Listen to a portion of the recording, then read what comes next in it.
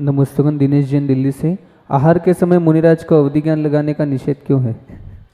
मुनिराज फिजूल के झंझट में पढ़ते ही नहीं हैं, लगाते ही नहीं हैं अक्सर कर अवधि ज्ञान। वो अपने में मगन है, मति श्रुत ज्ञान बहुत है। करना क्या है? अवधि ज्ञान काहे के लिए लगाना है? कुछ चाहिए हो, कुछ तमाशा दिखाना हो, कुछ इम्प्रेस करना हो, वो कुछ है ही नहीं उनको। हैं कि उनको ये भी नहीं कि किस घर में बढ़िया हलवा मिठाई बना हुआ है तो वहाँ पड़ गएंगे आज, तो अवधि ज्ञान लगाओ। तो उनको ये भी नहीं है, वो वितरागी हैं, रूखा सूखा जिस जहाँ योग बन गया शुद्ध लिया निकल गए, तो वो लगाते ही नहीं हैं। लेकिन उस श्रेणिक वाली जो कहानी सुनाई थी वो स्पेशल बात होने से स्पेशल अवधि ज्ञान वो मुनिराज लगाते हैं, तो नहीं लगाते हैं। मुनिराज रिद्धियों का खेल नहीं दिखाते हैं। और किसी का प्रश्न हो? हाँ, अशोक जी पंडित जी अपना प्रश्न कर रहे हैं। जल्दी जल्दी क्विक लव कर गया। पंडित जी को दे दो, नए लोग हैं।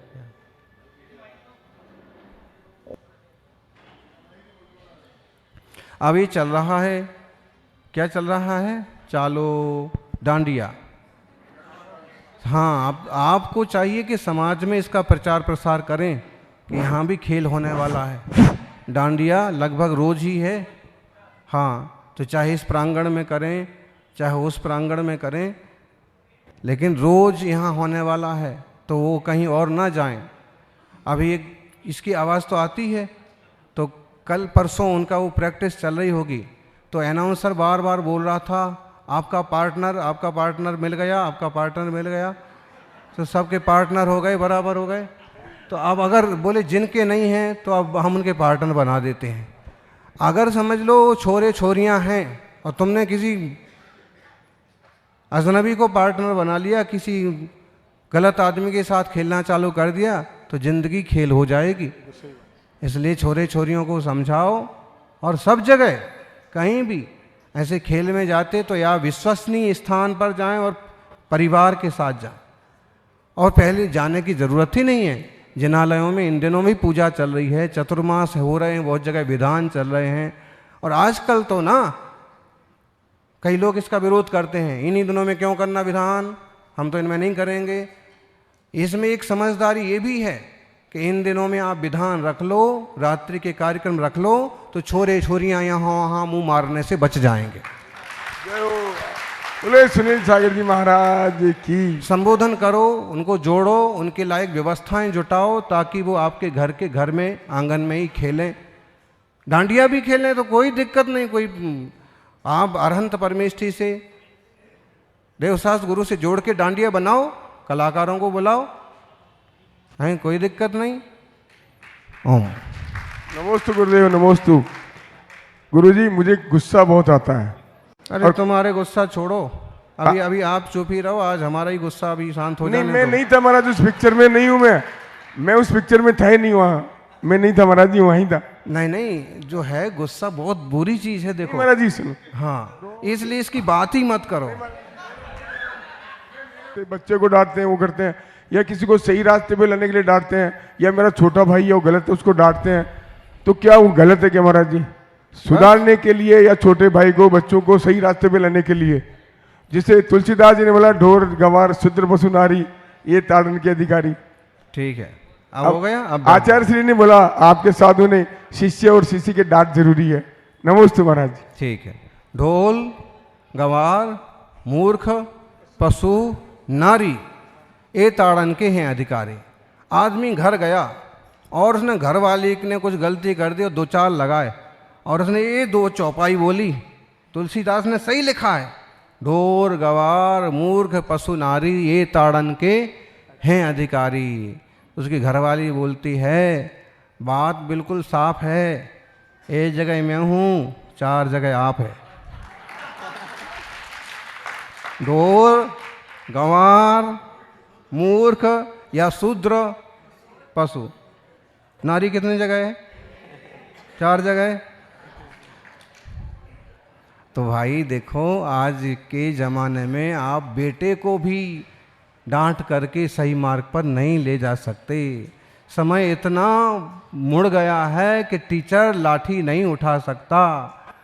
तो जो कुछ सहजता, जो कुछ बहुत छोटी वय में जो कुछ प्रेम प्रीति से हो सके सो ही संभव है। अब यूँ तो आचार्य महाराज को भी ऐसे मौके पड़ते हैं कि उन्हें बहुत गुस्सा दिखाना पड़े, गुस्सा हो जाना पड़े, लेकिन उनका एक क्षमा गुण भी है। और फिर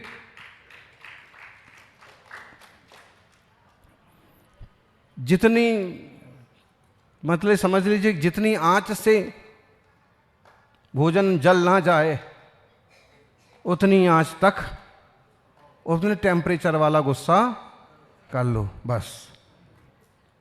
अगर रिश्ते जलने लग जाएं तो फिर मुश्किल हो जाएगा संभालना। वो ही तो बात है। ओम। नमोस्तु नमोस्तु गुरुदेव, नमोस्तु नमोस्तु। मेरा प्रश्न ये है गुरुदेव कि जैन दर्शन में सम्यक दर्शन प्रधान है, पर अपन ऐसे कैसे लोगों की परीक्षा करें या अपन स्वयं की परीक्षा करें कि कौन सम्यक दृष्टि है, कौन मिथ्या दृष्टि है। आगम अंतर और बाहर दृष्टि से दोनों दृष्टि से बोलता है, पर अपन को पता नहीं है कि कौन सम्यक दृष्टि कौन मिथ्या दृष्टि। ये जानकारी हम सब लोगों के बीच प्रस्तुत करें, तभी हम पता चलेगा कि हम सम्यक दृष्टि अच्छे लोग हैं। नमोस्तु स्वामी। परसों इस पर जानकारी दे चुके हैं, फिर भी बहुत संक्षेप में इसे समझो। प्रसम, संवेग, आस्तिक्य, अनुकंपा, ये 4 गुण जिस जीव में दिखें समझ लो इसमें सम्यक दर्शन की संभावना है। सच्चे देवशास्त्र गुरु की जिसे श्रद्धा हो या जो आत्मरुचि करता हो, 7 तत्वों का श्रद्धानी हो, 6 द्रव्यों का ज्ञाता हो, अनुभवी पुरुष, और सबसे खास बात अनंतानुबंधी की 4 और दर्शन मोहिनी की 3 प्रकृतियों का उपशम क्षय से उपशम किया हो तो सम्यक दर्शन हो सकता है, वो जीव सम्यक दृष्टि हो सकता है। और वो की परीक्षा में ना पड़ें, हम तो अपनी परीक्षा करके अपने ही को सुधार लें, वो ही बहुत है।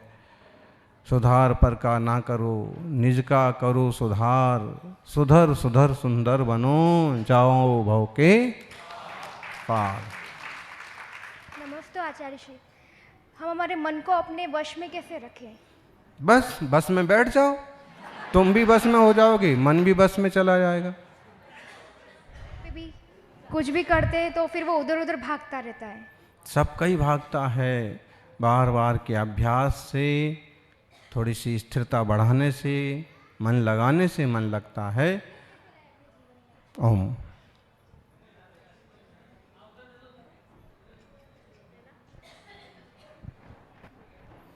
इतना आसान नहीं है ये प्रश्न तो हर रोज 10 आदमी पूछ ले। छोरी चल।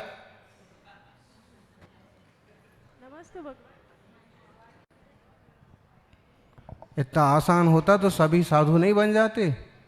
मन को बस में करना, फिर भी देवशास्त्र गुरु से जोड़ करके, स्वाध्याय से जोड़ करके किसी ऐसे काम में जोड़ें जिसमें धर्म ध्यान होता हो, और फिर मन को थोड़ा बस में करें। ओम। नमस्ते भगवान। भगवान का अभिषेक करते हैं जलधारा, उसके बाद शांति धारा बोलते हैं ना, तो सन्मति सागर जी महाराज के भी अभिषेक करके फिर शांति धारा बोलनी हो तो वो बोल सकते हैं या दूसरी कोई है? नमस्ते भगवान। जो बोलना है आराम से बोलो, शांत भाव से भक्ति करो। भगवान की करते वो कर सकते महाराज जी की। नमस्ते। बस दूसरों का अपमान ना हो, इस बात का ध्यान रखो। नमस्ते गुरुदेव। गुरुदेव मैं ऐसा पूछ रहा हूँ, यदि कोई इंसान मर जाता है तो मरने के बाद बोलते हैं कि जैन समाज में उनकी पूजा की जाती है, बिठाते घर पे, ये सत्य है क्या? किसी घर में इंसान में कोई, जब मेरे फादर ऑफ हो गए तो उनको घर में बिठा सकते हैं क्या? कोई ज़रूरी नहीं है। देखो ऐसा है, जैन दर्शन तो बहुत ही साफ सुथरी बात करता है। वो कहता है कि कोई व्यक्ति मर गया तो उसने जैसा आयुष्य का आया बंद किया है वो उस पर्याय में चला गया और उसने वहाँ जाके जन्म ले लिया है ऑलरेडी। आपको उसके लिए कुछ भी करने की ज़रूरत नहीं है।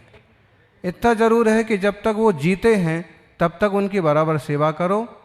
जब उन्हें मरने का मौका आता है तो उनको विधिवत संलेखना समाधि से अच्छे परिणामों से उनको निभाने की कोशिश करो, और फिर जब वो चले गए तो चले गए। इसके बाद आपको कुछ ज़्यादा करने की ज़रूरत नहीं है। ज़्यादा से ज़्यादा शांति विधान करें, उनकी शांति हो, परिवार को संतोष मिले। और फिर अगर ज़्यादा याद आती है तो आप चाहें तो उनकी फ़ोटो वगैरह लगा लें। और अगर ऐसे लगता है कि आपने उनको परेशान किया और व्यंतर बन गए, आपको आपकी घरवाली को दिख रहे हैं, तो फिर आपकी जो बताएं कि यहाँ बिठाओ वहाँ बिठाओ, फिर वो आगे की बात आप जानो। हाँ। नमोस्तु आचार्य श्री, गोलावाटिका समाज की ओर से नमोस्तु। महर्षि के चरणों में नमोस्तु। महर्षि में जिज्ञासा है, हमारे भगवान वीतरागी है, ना कुछ देते ना कुछ लेते हैं, बट जब हम अभिषेक या शांति धारा करते हैं तो हम किसी विशेष प्रयोजन से भी करते हैं कि हमारे यह कार्य पूर्ण हो जाए। तो क्या भगवान महर्षि हमें भगवान जी से कुछ मांगना चाहिए या नहीं मांगना चाहिए? देखो, आजकल इस तरह की बातें बहुत चलती हैं और पूर्ण सम्यक दृष्टि वीतराग भाव वाला व्यक्ति तो वह है कि कुछ ना करे, कुछ ना मांगे, छिंद छिंद बिंद बिंद ना करे कि मुझे ये मिले वो मिले, कोई ना करे, ना संपूज का नाम। ये श्रेष्ठतम सम्यक दृष्टि का अपन मान सकते हैं। लेकिन आप लोगों को हाल देख लो, अपने आप को तत्वज्ञानी कहने वाले भी आफत आती है तो कहीं भी मुंह मारते फिरते हैं, कहीं भी भटकते फिरते हैं, फिर जहाँ का पता मिल जाए वहीं पहुँच जाते हैं।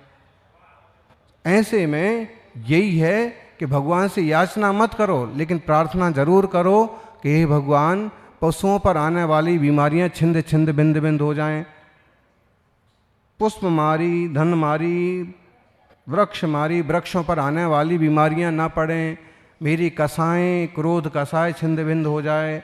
तो ये कोई बहुत ज़्यादा बुरी बात नहीं है, एक तरह की प्रार्थना है, एक तरह की भावना है कि इस तरह की झंझट ना हमारे जीवन में पैदा हो, ना किसी के जीवन में। सबका जीवन आनंद से चले, सर्व ध्यान में ध्यान करते हुए, और सब कल्याण करें।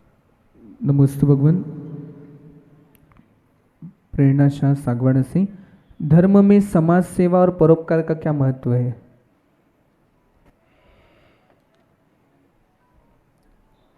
समाज सेवा और परोपकार को हम व्यवहार धर्म का एक रूप मान सकते हैं।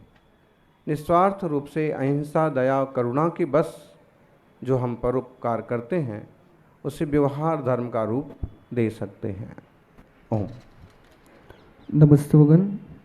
रजनी जैन, इस संसार में मंत्रा, नारद या फिल्मी खतरनायकों जैसे कई लोग हैं जो अपना खर्चा पूरा या फिर आड़म्बर दूसरों के घरों में जाकर भड़काने, बहकाने, लड़ाने तथा तोड़ने फोड़ने का काम करते हैं। वह सफल भी हो जाते और भगवान ऐसे लोगों को उनके कर्मों का दंड कैसे और कब देते हैं? भगवान तो किसी को दंड देते नहीं हैं, बाकी जो कोई करते हैं वे अपने आश्रय बंद खुद करते हैं और खुद अपने कर्मों का फल भी भोगते हैं। इसलिए आप भी दूसरों की वकालत में मत पड़िए, आप अपना ही ध्यान कीजिए, अपना ही संरक्षण कीजिए, बाकी जो करेंगे सो भरेंगे। न किसी को बद्दुआ दीजिए और न किसी के लिए बुरा सोचिए। नमस्तुगन। कमलेश जैन जयपुर से, आचार्य जी, हमारी मजबूरी है, कहीं आने जाने के लिए गाड़ी का इस्तेमाल करना पड़ता है। इस कारण दिन में या रात्रि में उड़ते हुए जीव गाड़ी से टकराते हैं और उनकी मृत्यु हो जाती है। यह हम चाह कर तो नहीं करते, अनजाने में ही हो जाता है। इसका हमें क्या दोष लगता है और उपाय क्या करना चाहिए? गाड़ी इस्तेमाल करना तो छोड़ नहीं सकते। नहीं छोड़ सकते तो क्या उपाय? हमको भी ऐसे ही लगता था तो हमने गाड़ी इस्तेमाल करना ही छोड़ दिया। और आप नहीं छोड़ सकते, कम से कम दिन में या समय से समय तो ही उसका उपयोग करिए, जितने ज़्यादा से ज़्यादा दिखे, ज़्यादा से ज़्यादा समझा जा सके, कम से कम दोष हो, कम से कम हिंसा हो, ऐसा उपक्रम करना चाहिए। ओम। नमस्ते भगवान। लक्ष्य जैन, हर जीव अपने अपने कर्म का फल भोगता है, तो फिर किसी की दुआ और बद्दुआ का असर पड़ता है क्या? गुड वेव, बैड वेव, जो गुड एनर्जी, बैड एनर्जी जो है, उसका एक असर तो होता है, वातावरण का एक असर होता है, द्रव्य, क्षेत्र, काल, भाव, सारी चीज़ों का अपना एक असर होता है। तो ये निश्चित समझें कि अगर दुआएं जो होती हैं, बद दुआएं, उनका भी अपना एक ऑरा होता है, एक एनर्जी होती है, और वो भी एक हद तक प्रभावित करती हैं। इसलिए ऐसा काम ना करें कि किसी की बद दुआ का पात्र आपको बनना पड़े। ओम। नमस्तुगन नरेश केलावत। जो मुनि एकल विहारी है, शुद्धि के लिए सोच पर घर का इस्तेमाल करने व रोजाना समाचार पत्र पढ़ते हैं और कमी खुद श्रावक के घर में पत्र पढ़ने के लिए ले आते हैं और भी कुछ व्यर्थ भी क्रियाएं करते हैं, तो उनका चौका लगाना, विनय वंदना या नमोस्तु करना चाहिए। मूलाचार पढ़ो, उनको भी मूलाचार पढ़ाओ। संघ में रहने में ही साधु की शोभा है, और साधुओं को सही ढंग से उपगुहन स्थितिकरण वात्सल्य रखते हुए मार्ग में लगाए रखना, संघों में शामिल कर देना, इस श्रावकों की शोभा है। ओम। नमस्ते भगवान। दिनेश जैन दिल्ली। यदि सामूहिक पूजा विधान के बीच में हमें 12 भावना में से किसी भावना का भाव चिंतन होने लगे तो हमें क्या करना चाहिए? यदि हम उस भावना का चिंतन करते तो हमारा कुछ पूजा विधान छूट जाएगा, और यदि हम उस भावना को रोक कर पूजा विधान करते हैं तो बाद में उस भावना को चिंतन में उतना मन नहीं लगता है। नमस्ते। अब पंच कल्याणक में आपने देखा कि तीर्थंकर भगवान जब 12 भावना भाते हैं तो हाथों हाथ वो दीक्षा के लिए निकल जाते हैं। तो आपको भी अगर पूजा करते करते 12 भावनाएं आ जाएं और महाराज जी उपस्थित हैं तो हाथों हाथ आप उनके पास पहुंच करके अपनी विनती रख दो, तो पूजा के बीच में भावनाओं आना कोई बुरी बात नहीं है। पूजा अच्छी चीज़ है और भावनाएं भी अच्छी चीज़ हैं। बाकी पूजा के टाइम पूजा ही अच्छे से करें और सामायिक आदि के समय भावनाएं अच्छे से भाएं तो ज़्यादा लाभ होगा। ओम।